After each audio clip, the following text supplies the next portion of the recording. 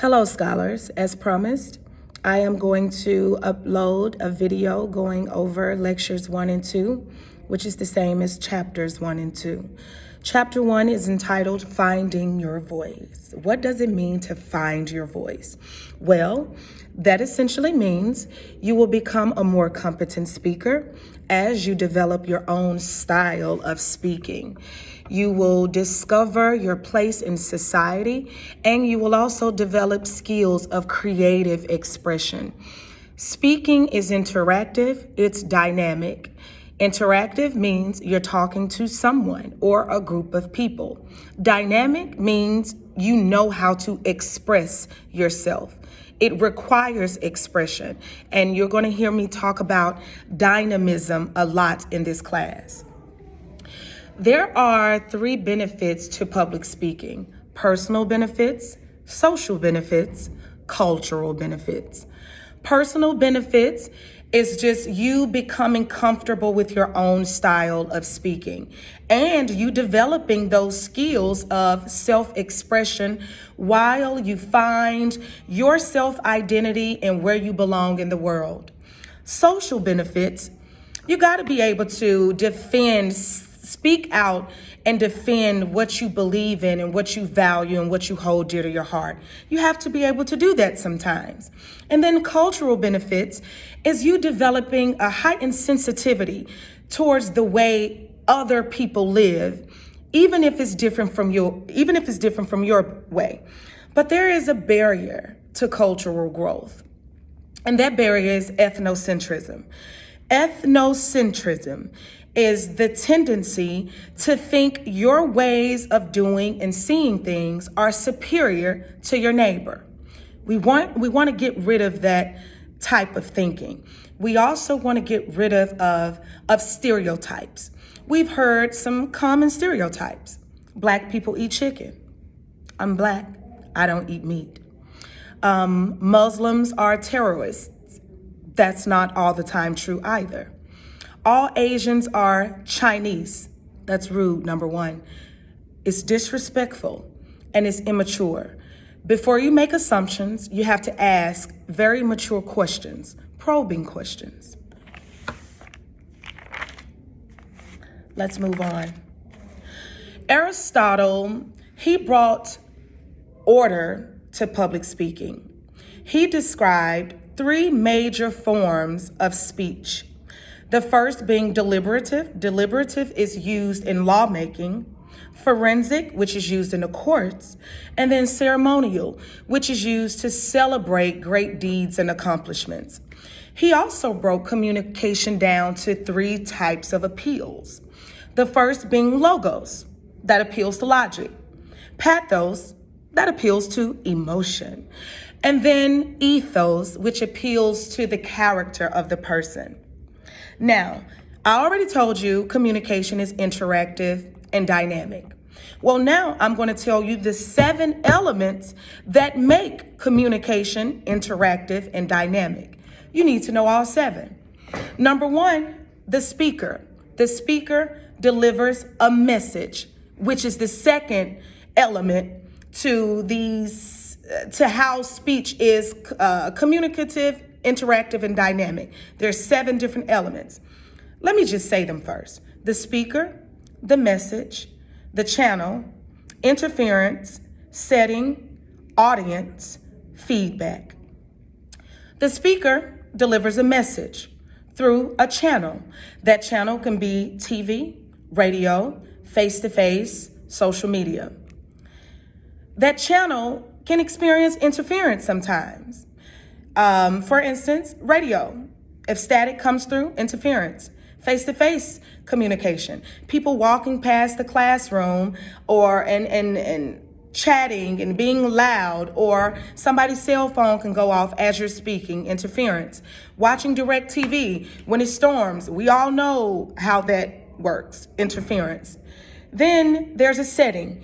You all will be delivering your speeches in a setting, which will be the classroom.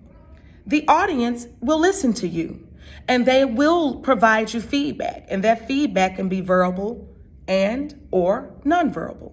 So again, speaker, message, channel, interference, setting, audience, feedback.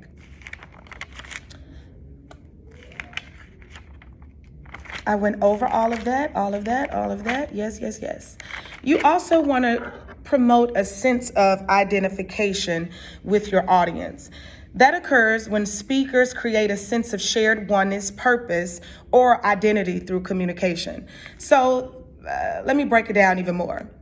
You want to identify with people. So you want to talk about things that people can relate to. That's it. You always want to speak from a place of responsible knowledge. I'm going to repeat that. Responsible knowledge. Now, that does not mean I expect you to be an expert on topics you speak on in class. But what I do expect you to do is do your research. Know the main points of concern about the topic you're speaking on. Understand what the experts have to say.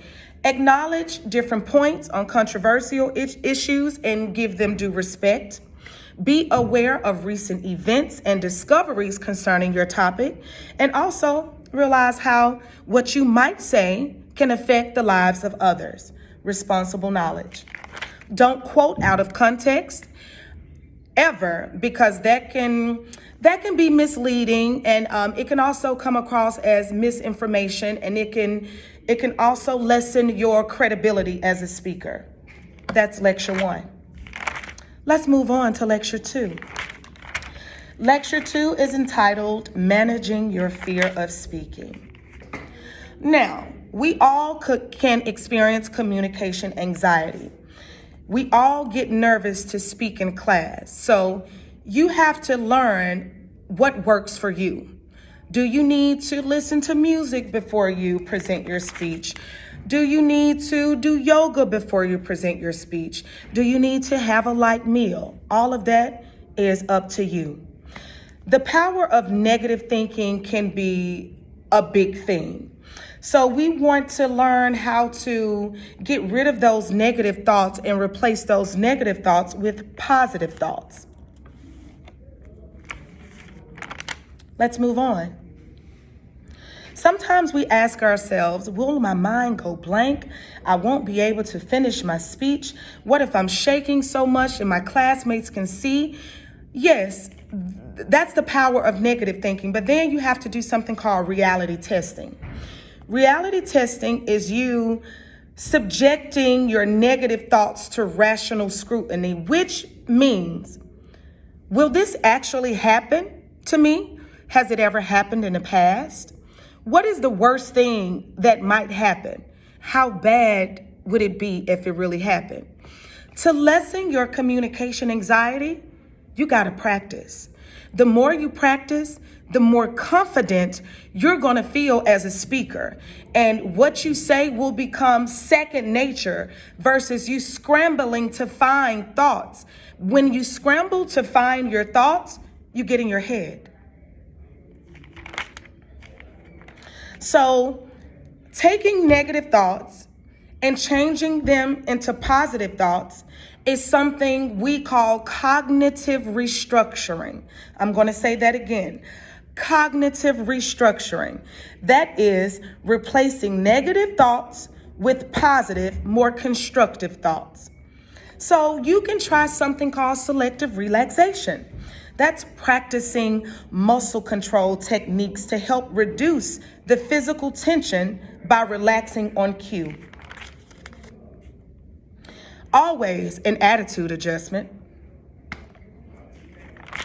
And then you have to visualize yourself succeeding. Visualize you climbing up a mountain and you making it to the top of the mountain. You look down and you see everyone, not seeing them as inferior, but seeing them as a group of people who you need to relay a very important message to. That's chapter 2. So again, I have covered chapter 1. I have covered chapter 2. When I see you in class on Thursday, I will reiterate some important things from both lectures. However, you all have a great evening. Please check the Dropbox. I have posted about 85% of your assignments, and some of them are able to be viewed now. There's an assignment coming up soon. I think it's entitled what are you interested in? Something of the nature.